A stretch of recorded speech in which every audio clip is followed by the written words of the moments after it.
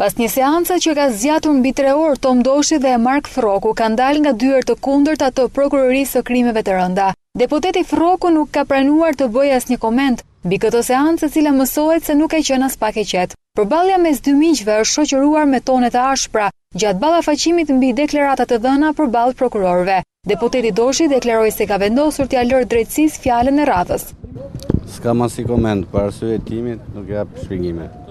Prokuroria e krimeve të rënda tha se ballafaqimi mes dy deputetëve ka qenë i tensionuar, ndërsa prokurorët kanë vendosur ta zgjidhin këtë situatë tensioni, duke thënë se do të marrin tabulate telefonike të dy deputetëve, si dhe kamerat e sigurisë së kafes në Hotel Sheraton, ku pretendohet se dy deputetët janë takuar. Të gjitha pretendimet e tyre do të faktohen, pasi prokurorët të sigurojnë prova që do t'i bindin ata drejt vërtetësisë së deklarimeve të dhëna në këtë seancë ballafaqimi.